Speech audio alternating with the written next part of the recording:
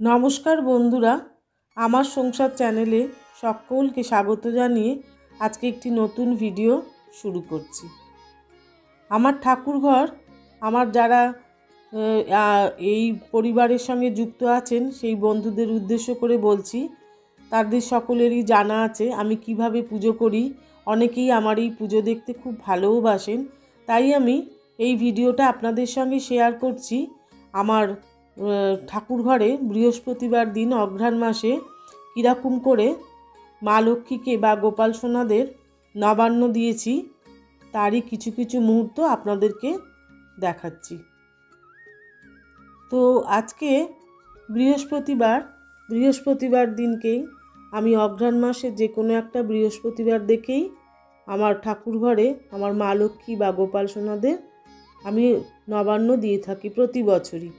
যদিও নবান্নর একটা নির্দিষ্ট দিন থাকে বটে, কিন্তু আমি সেই ক্যালেন্ডারে সেই দিনটাকে না দেখে আমি বৃহস্পতিবার দিতেই পছন্দ করি। আমাদের বাড়িতে তাই চলে আসছে। তো মা লক্ষ্মীকে তো যথারীতি যেহেতু বৃহস্পতিবার তাই সেই জন্য স্নান টান করিয়ে নিয়েছি। স্নানের দৃশ্য বা স্নানের মুহূর্তটা আর আপনাদের সঙ্গে শেয়ার করলাম না।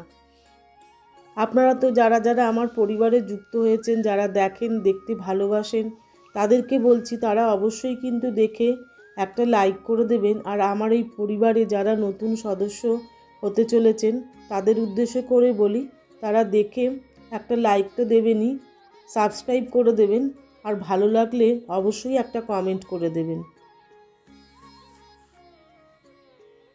আমি নবান্নতে নতুন চাল এনেছি।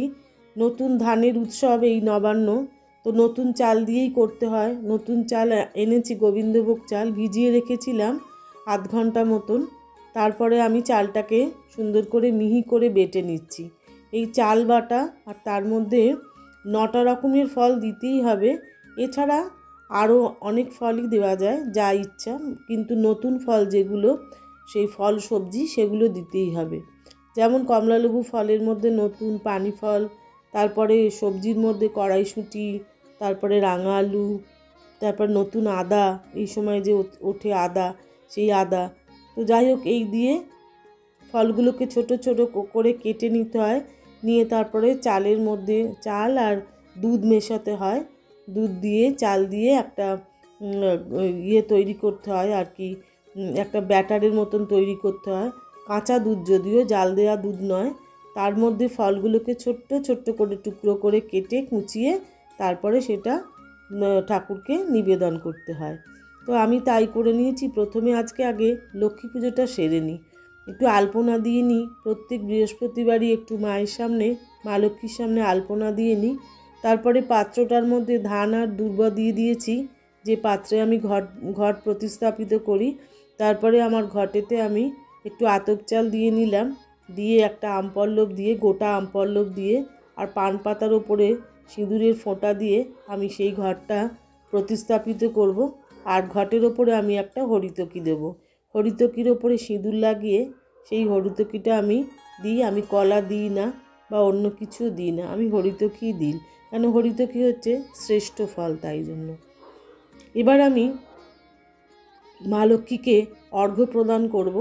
5টা দুর্বা, একটা হলুদ ফুল, একটি বেলপাতা লাল চন্দনে লাগিয়ে তারপরে আমি মা লক্ষ্মীর ঘটের ওপরে ওম শ্রীং মা লক্ষ্মী দেব্যই নমঃ, শ্রীং মা লক্ষ্মী দেব্যই নমঃ, শ্রীং মা লক্ষ্মী দেব্যই নমঃ বলে ঘটের ওপরে ফুলটি নিবেদন করলাম। মায়ের সুন্দর করে মালা পরিয়েছি একটি হলুদ রঙের, আর হলুদ গাঁদার মালা, বাসন্তী গাঁদার মালা। এত ভালো লাগছে না মালাটা, সেই মালাটা ঘট অবধি এসে গেছে, এত ভালো লাগছে।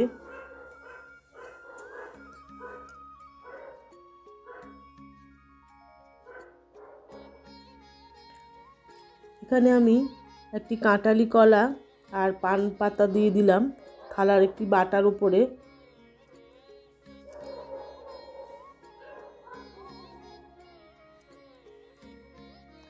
এবার বাটা সাজানো হয়ে গেছে, আছে দুর্বা আর বেলপাতা লাল চন্দন দিয়ে মাখিয়ে রেখেছি, আর কয়েকটি ফুল রেখেছি বাটার ওপরে। আর মা লক্ষ্মীকে নতুন গুড়ের সন্দেশ, গোপাল সোনাদের নতুন গুড়ের সন্দেশ, এই সমস্ত কিছুই দিয়ে নবান্ন উৎসব পালন করতে হয়।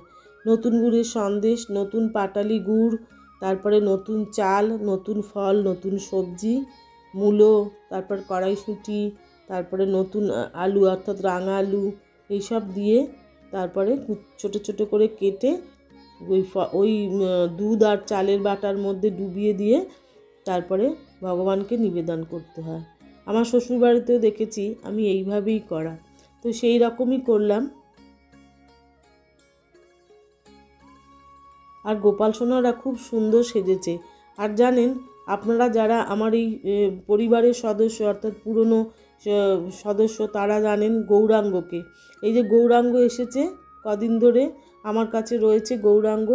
গৌরাঙ্গ হলো আমার দিদির গোপাল, তার নাম গৌরাঙ্গ। সে আমার বাড়িতে মাঝে মাঝেই আসে বেড়াতে। তো এইবার নবান্ন দিনে আমি যেতে দিইনি, আমি বলেছি আমি নবান্ন দেব, গৌরাঙ্গ থাকবে, গৌরাঙ্গ নবান্ন খাবে, তারপরে বাড়ি যাবে। তাই জন্য সে গৌরাঙ্গ আমার কাছে রয়েছে। তো পৌষ মাস পড়ার আগে গৌরাঙ্গ চলে যাবে। আজ একটা কীর্তি করে ফেলেছি, ফল কাটতে গিয়ে এমন হাত কেটেছি যে হাতে একদম রক্তারক্তি কাণ্ড, আপনারা দেখতেও পাচ্ছেন হয়তো। তো সেই জন্য আপনাদের মনে কৌতূহল জাগবে, তাই জন্য আমি বলেও দিলাম যে হাত কেটেছি ভীষণভাবে, ফল কাটতে গিয়ে রক্ত বেরিয়ে পড়েছে, দিয়ে ওষুধ লাগিয়ে দিয়েছি, তারপরে আবার পুজো করতে লেগেছি। মায়ের সামনে পুষ্পাঞ্জলি দিয়ে নিলাম, দিয়ে প্রণাম করে নিচ্ছি। মা লক্ষ্মীকে পুষ্পাঞ্জলি প্রদান করে আর গোপাল সোনাদের আগে সুন্দর করে সাজিয়ে নিয়েছি ফুল দিয়ে, তাদেরকে ফুল মালা দিয়ে সাজিয়ে তারপরে স্নান করিয়ে বসিয়ে রেখেছি। তারপরে সবশেষে মা লক্ষ্মীর পুজো করে তারপরে নবান্ন নিবেদন করলে আমার পুজো আর পাঁচালি বইটা পড়লে মোটামুটি পুজো সমাপ্ত হবে। তো আজকে আপনাদের যদি ভালো লেগে থাকে তাহলে একটু বন্ধুবান্ধব আত্মীয়দের সঙ্গে শেয়ার করে দিতে পারেন, তাহলে একটু ভালো লাগবে আর সবাই দেখতে পাবে আমার মা লক্ষ্মীর এরম ঢলো মুখটা, ভারী মিষ্টি। সবাই বলেন যদিও খুব মিষ্টি মা লক্ষ্মীর মুখটা। তো তাহলে সবার কাছে আমার মা লক্ষ্মী পৌঁছে যাবেন। আর যদি ভিডিওটা ভালো লাগে তাহলে একটা লাইক অবশ্যই করে দেবেন। আর আমি কিন্তু সম্পূর্ণ ভিডিওটা দেখার জন্য আপনাদেরকে অনুরোধ করছি। এবার আরতি করে নিচ্ছি। আরতির সুন্দর মুহূর্তগুলো আপনারা লক্ষ্য করুন, ভালো লাগবে আপনাদেরও খুব।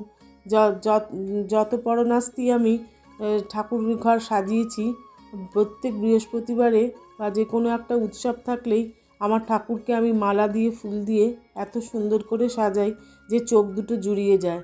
আর আমি তো খালি বসে বসে সামনে একটা টুল নিয়ে বসে বসে ঠাকুরকে দেখতেই থাকি, আমার এত ভালো লাগে। জানি না বন্ধুরা আপনাদের কেমন লাগছে। ভালো লাগলে কিন্তু অবশ্যই একটা লাইক করবেন আর কমেন্ট করে জানাবেন কেমন লেগেছে।